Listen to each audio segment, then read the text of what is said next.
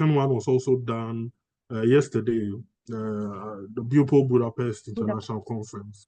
Yes, so with the first conference, I wrote about leadership in crisis management, basically. And yesterday, we spoke about navigating navigation for global integration, where we have to merge certain trade policies. So I think I'll start with the one we did on the 11th, so that I just let you know the research in a nutshell.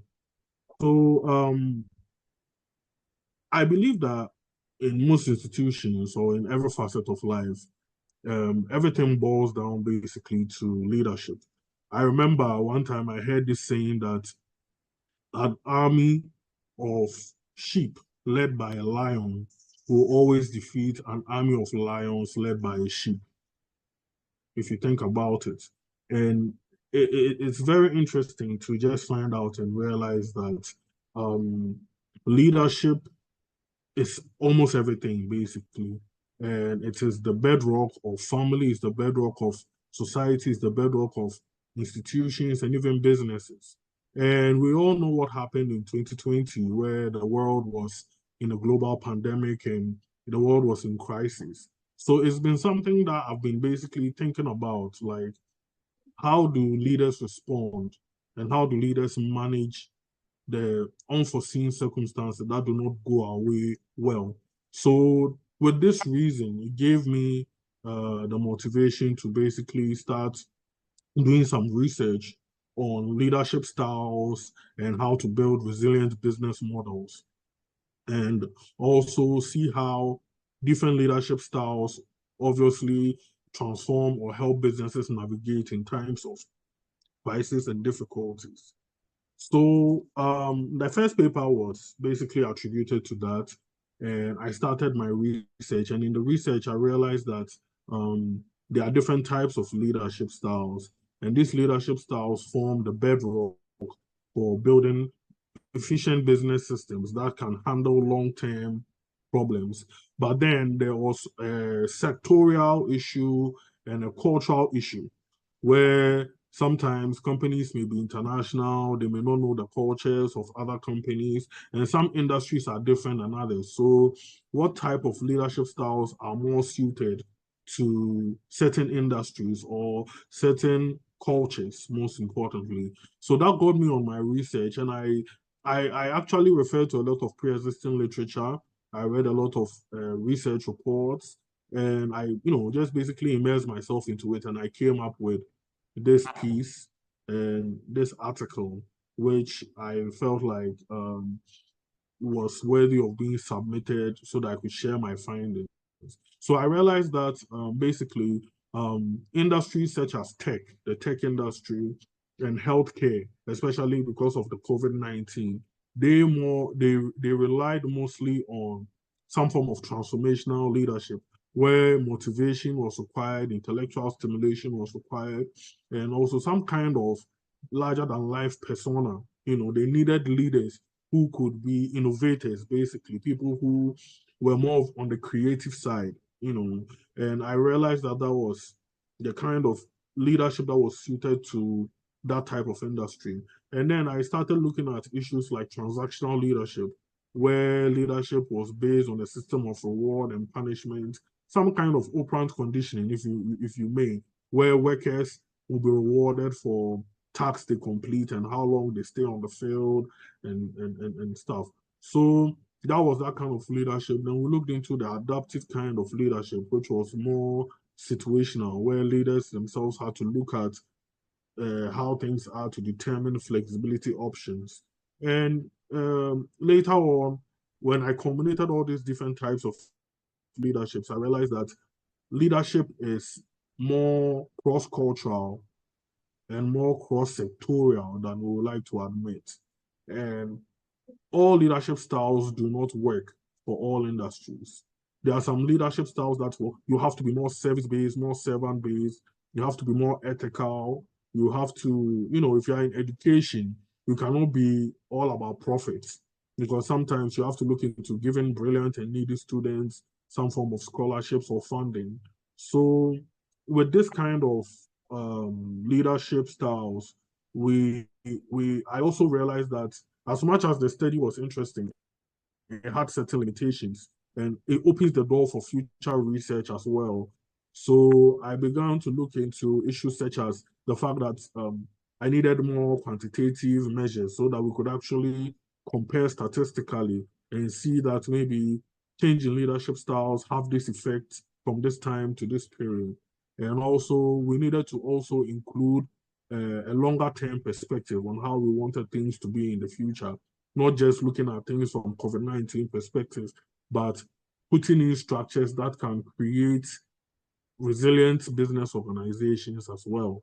So that was basically the first research in a nutshell.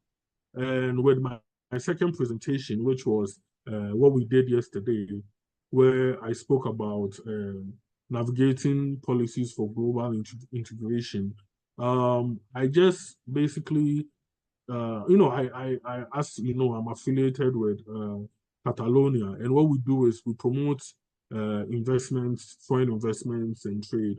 So I've been dealing with for the past 2 to 3 years. I've been dealing in a lot of situations where companies come in all the time, and they are coming from Europe and want to settle in my side of the world, and there are some situations where the laws harmonize, or should I say they come together. And there are some situations where international law and domestic law do not really tally. So it gave me that kind of motivation or that kind of interest to look into how we could structure international global policies to help firms or even government institutions when they want to relocate. And the fact that as much as international law, public international law and private international law is important, it's not, it is a necessary condition for global integration, but it is not a sufficient condition for global integration. And we also need the support of the domestic legal frameworks. But because of issues like comparative advantage, where some resources come easily to some countries more than others, the laws that are set up in these countries are set up in a way to favor industries that are more lucrative than other industries. So, for example, in my country, I would say that because oil and gas seems more capital intensive and is creating more employment, the laws in the oil and gas industry are more developed than, should I say, the laws when it comes to fisheries. If you understand what I'm trying to say. Yeah. So yeah, so basically, there's that thing where the government looks at where they can make money quicker and money easily, and they end up focusing more by developing the laws there to suit them. But in other areas, which are also equally lucrative, they don't pay a lot of attention there. So it does not even attract foreign direct investment or even international market entry in that manner of speaking. So it was something that I was looking into, and I came to the finding the point that at the end of the day, it's good to have international public laws that promote and encourage multinational companies to move, but also with the countries, especially the emerging markets like Africa and the global south, we need to create a welcoming legal environment with frameworks that will invite developed countries, developed organizations for them to come in and basically invest and also further the course of globalization or global integration. So that was basically the basis of my research, or should I say a summary of my research. However, I am also presenting another research with the same Eurasia in December, I think, where I'll be talking about another issue altogether. So basically, for now, this is what I can talk about. Yes. I guess there are basic challenges every researcher faces. Sometimes when it comes to, first of all, even finding the time aside your busy schedule, finding that balance to work on the work and set real limitations for yourself that, I have to finish before the deadline. I have to make sure I proofread. I have to make sure I give it to people to, maybe people in higher experts in my field to also go through and let me know what they think. Sometimes the coordination of all those things is a bit difficult. You may give your work to maybe a professor you know, or a sectoral representative, and he won't get back to you on time. That's one challenge you will face. Another challenge that you may end up facing, and it's not like they're intentionally doing it. Everybody has a lot on their plate, basically. So sometimes it's hard to, especially when you are bringing it all the time, it tends to become a bit routine. So I'll get to it, you know. And sometimes you just have to also take the leap of faith. Um, I would also um, say that another challenge I personally faced was um, the challenge of belief in an idea that you have. Because before it becomes a paper, it just starts with a single thought, you know. And sometimes you ask yourself that, oh, can I really develop this idea, you know? And you have your own demons to fight, basically. And by the time you realize you are in your discussion or your conclusion, you know, you just have to keep going. Sometimes you may lose motivation, especially in the world of AI today where many people just pull things off the internet. When you want your work to stand out, when you want that originality, and of course, AI is a tool that you can use to help your work, but I'm not talking about total dependence on it. So it kind of creates that kind of problem where you don't know whether you should rely on yourself or you should go the easy route, you know. So it's like a temptation in a way, you know, where you need to rely on your inner convictions about an issue, you know. So yeah, I think those are some of the challenges: time, just work-life balance, and also coordination with people as well. Yeah.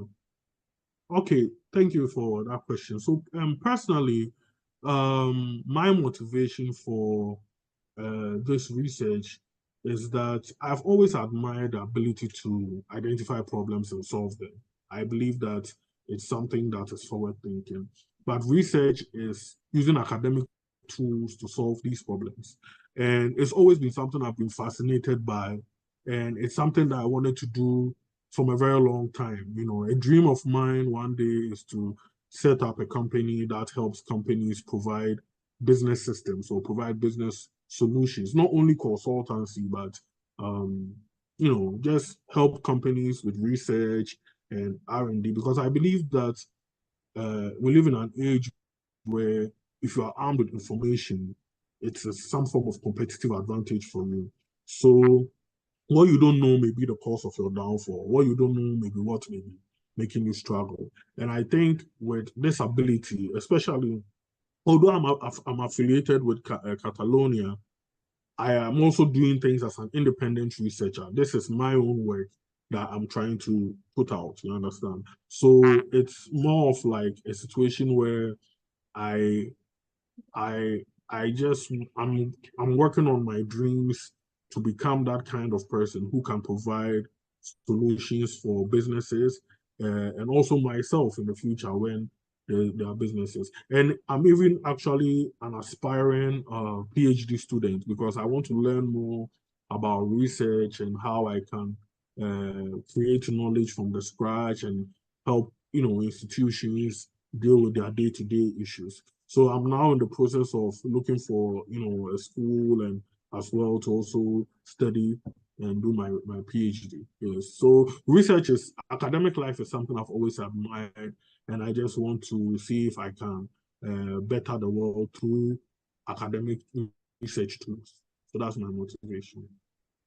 I guess whatever advice I'll give to young researchers, or I'll also be talking to myself, what I would say is the confidence, For example, don't sell yourself short.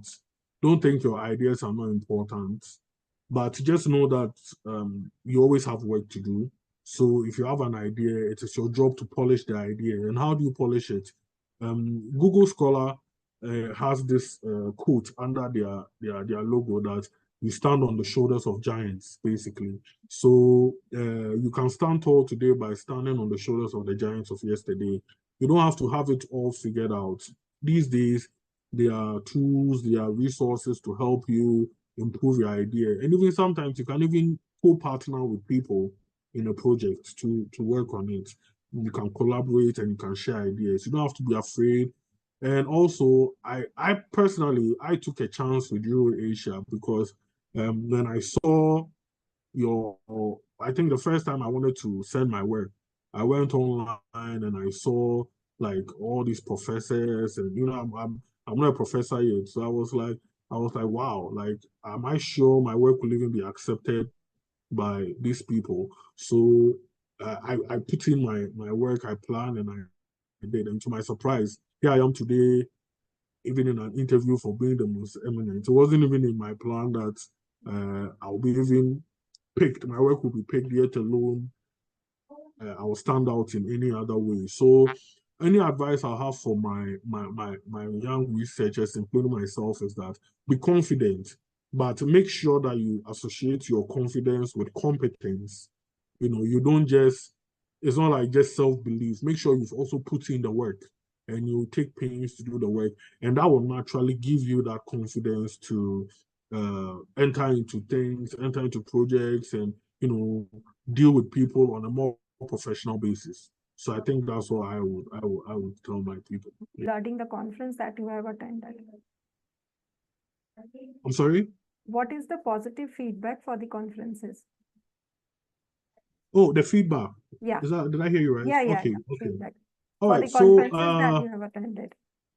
yeah, I mean, it's I personally like the fact that uh first of all, we were very time sensitive, very punctual.